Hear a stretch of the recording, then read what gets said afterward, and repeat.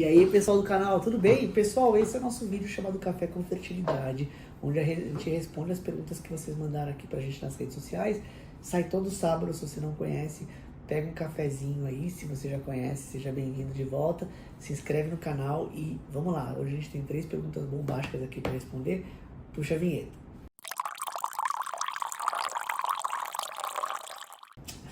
Vamos lá, pessoal. A primeira é muito interessante porque eu dou muita aula sobre ciclo menstrual e eu falo das modificações fisiológicas do ciclo menstrual.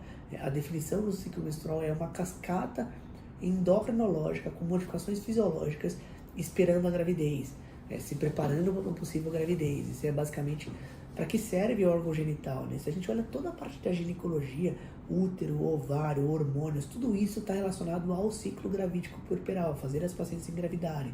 Então é bem interessante que a gente entender ali como acontece o ciclo menstrual. E a primeira pergunta está relacionada a isso.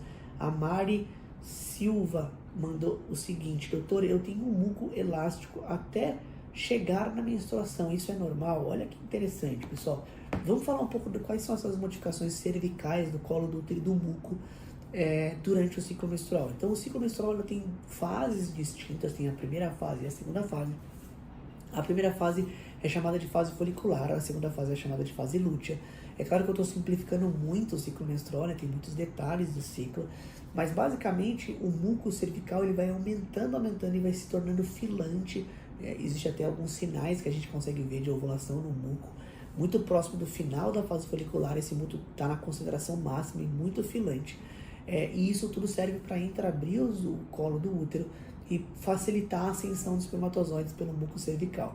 Quando a paciente ovula, ela começa a produzir uma progesterona. E a progesterona, ela espessa esse muco fazendo uma rolha que protege ali para não subir nenhum espermatozoide novo, nem sujeira, nem assim por diante. Então, respondendo a pergunta para ela, do ponto de vista fisiológico, não é normal, o muco fica elástico até o final, e a gente tem algumas hipóteses, né? Pode ser que ele fique com uma concentração mais baixa, mas ainda continue elástico. Então, a gente tem algumas hipóteses. Aqui a primeira hipótese é que a paciente está fazendo um ciclo anovulatório, ou seja, ela não está produzindo progesterona adequadamente.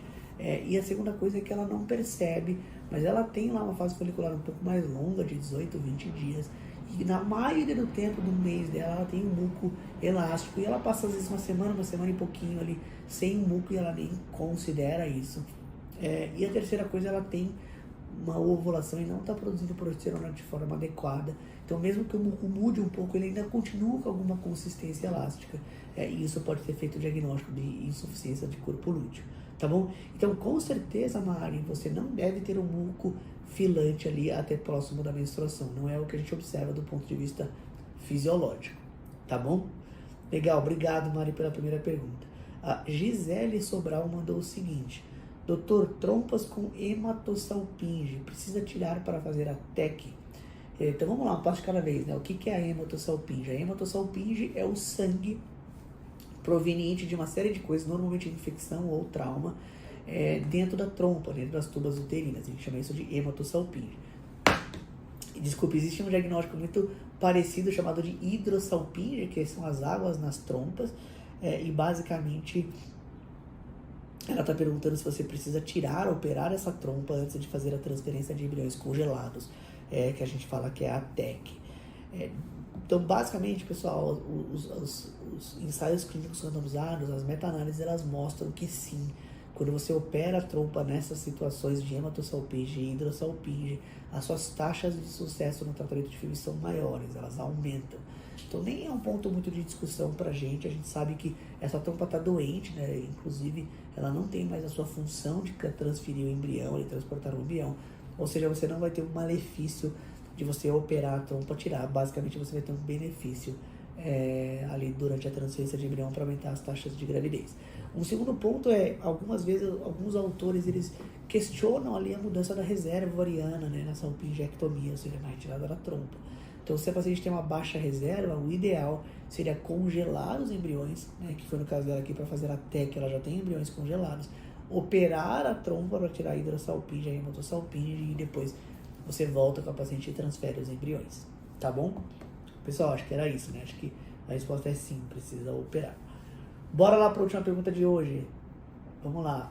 é a Super VS, não sei se é, o que é a Super VS, mas ela mandou o seguinte: eu tomei só uma dose do Depo-Provera. O Depo-Provera é um contraceptivo de progesterona pura, só com progesterona, a medroxiprogesterona. Depo-Provera é a medroxiprogesterona. E continuei menstruando os 3 meses, ou seja, ela tomou uma dose e continuou sangrando mesmo após o uso da droga. E parei, quero engravidar, será que consigo logo? Pessoal, a pergunta é muito boa, porque conseguir não engravidar depende de uma série de coisas, não só do ciclo menstrual, mas vamos considerar que a gente vai discutir a volta ao ciclo menstrual fisiológico, ou seja, quando que a gente vai voltar a menstruar e ovular de forma adequada. Nesse caso, pessoal, ela usou uma ampola de Depo-Provera só, né? Ela usou, porque a Depo-Provera basicamente ela é trimestral, então se você for ver, a paciente tomou ali uma dose só da Depo-Provera, né, da medroxiprogesterona 150 e não tomou mais. E ela está perguntando se ela vai voltar mais rápido a tentar engravidar. Sim, pessoal, essas pacientes que tomam uma dose só, na maioria das vezes elas voltam a sangrar naturalmente. Peraí que deu algum papel aqui, mas depois eu vejo. Beleza. E as pacientes que têm uso prolongado do Depo-Provera, elas ficam às vezes meses sem ovular ou voltar a menstruar. Nesses casos, que deve estar embutido na pergunta dela, amigas que tomaram por um tempo mais prolongado, elas têm sim dificuldade de voltar a sangrar. Algumas pacientes ficam às vezes até 8 meses, 1 ano sem menstruar, até para se preparar para uma gravidez. Então a contracepção pode sim ser mais prolongada do que o uso de Depo-Provera pelo menos uma vez. Então essa paciente, por exemplo, ela tomou uma vez só, é bem provável que ela volte às suas tentativas de gravidez rapidamente. Beleza? É isso aí, pessoal. Pelo vídeo de hoje era isso. Eu queria agradecer a participação de todo mundo. Se inscreve no canal, compartilha se puder e eu vejo vocês aí nos próximos cafés. Valeu, bom final de semana.